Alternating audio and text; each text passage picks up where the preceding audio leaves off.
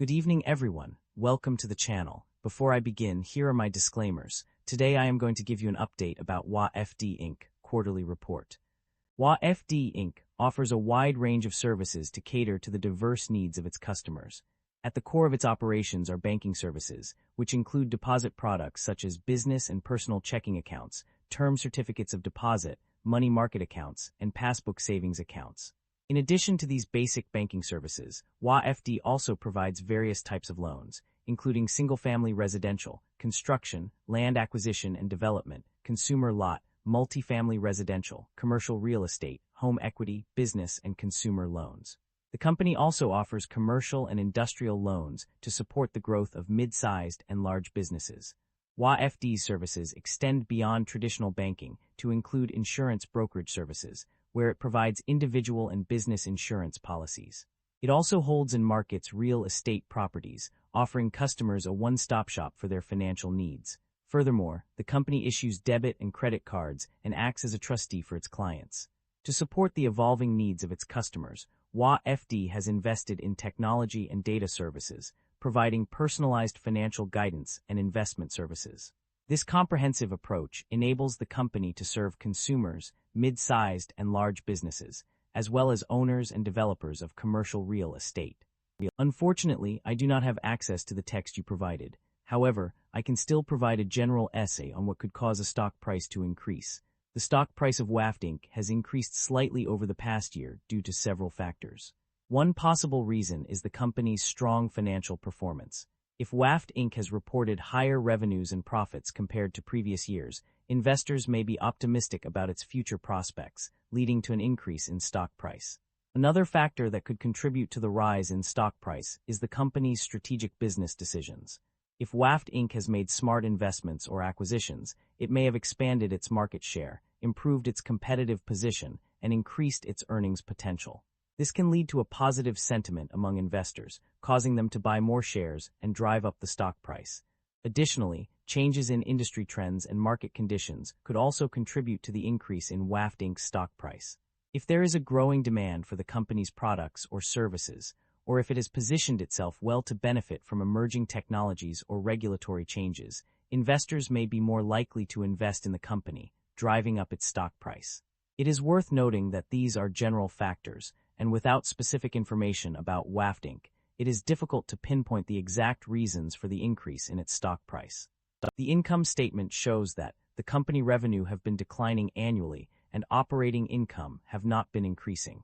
This shows that the business is under pressure with rising cost and its management is unable to expand the business.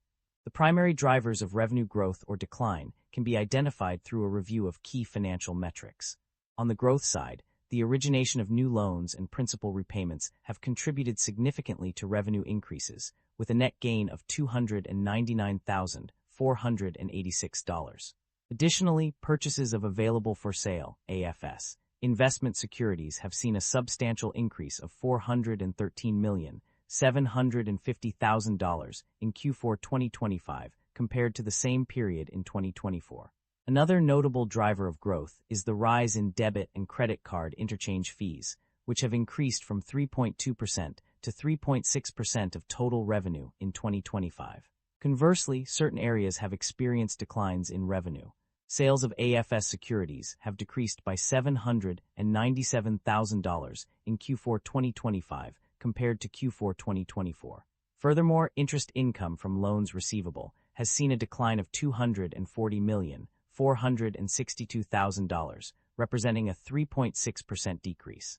These metrics provide insight into the key factors influencing revenue growth or decline within an organization. The net income of the company underwent a significant change between 2023 and 2025. In 2024, it increased by $16,929,000, representing a 35.8% increase compared to the previous year. However, this trend reversed in 2025, with a decrease of $47,995,000, marking an 18.7% decline. The change in profit margins is also noteworthy. Although not directly provided for 2023 and 2024, it can be inferred that the company's efforts to manage interest rate risk had an impact on net interest income. As a result, the profit margin increased from 2.39% to 2.7%. This improvement suggests that the company's strategies were effective in mitigating the effects of interest rate fluctuations and ultimately led to higher profitability. The company's financial performance indicates a significant milestone. It is now generating positive operating cash flow. This achievement signifies that the business has reached a point where its earnings from operations are sufficient to cover its expenses, resulting in a net inflow of cash. This development is crucial for the company's long-term sustainability and growth prospects, as it enables management to invest in new opportunities, pay off debts, and reward shareholders. Management's outlook for the company is cautious due to various risks and uncertainties, including fluctuating interest rates and inflation, cybersecurity threats, and economic uncertainty. Despite these challenges, management is focused on restructuring costs to reduce non-interest expense and has identified opportunities to improve financial performance. The company's strategy involves using a systematic methodology to determine its allowance for credit losses, ACL, which considers historical loss experience, asset-specific risk characteristics, current conditions, and forecasts about future economic conditions. This approach allows the company to make informed decisions about its loan portfolio and manage credit risk effectively. Management is also taking steps to improve liquidity by maintaining a substantial credit line with the Federal Home Loan Bank of Des Moines, FHLBDM, of up to 45% of total assets, depending on specific collateral eligibility. This provides the company with a significant source of additional liquidity in times of need. In terms of specific initiatives, management is exploring opportunities to convert commercial loan customers from variable to fixed interest rate payments, and expects to recognize about $20 million in tax benefits from LIHTC investments during this fiscal year. Overall, management's strategy is focused on managing risk, improving financial performance, and positioning the company for long-term success. The company has made several significant transactions through acquisitions and divestitures.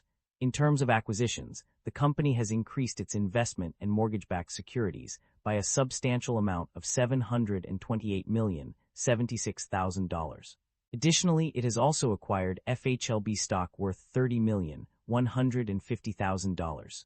Furthermore, the company has purchased investments during the period, although the exact amount is not specified. On the other hand, the company has divested certain assets through divestitures. Notably, there was a decrease in loans receivable by $240,462,000. The company also exited the single-family mortgage lending market. These transactions indicate that the company is actively managing its portfolio and making strategic decisions to optimize its financial position. The company has a history of rewarding its shareholders through various means. One way it has done this is by paying dividends to its investors. In fact, the company has confirmed that it has paid dividends in the past, with a specific instance being on December 5, 2025, where each share received $0.27. In addition to paying dividends, the company has also taken steps to return value to its shareholders through share buybacks. The financial records show that the company has indeed bought back shares in the past, with notable instances including a total expenditure of $-20,362 for 2024 and a significant treasury stock purchase worth $58,017,000. That concludes the financial summary for WaFd, Inc. Feel free to comment below, and I will be happy to answer them when possible.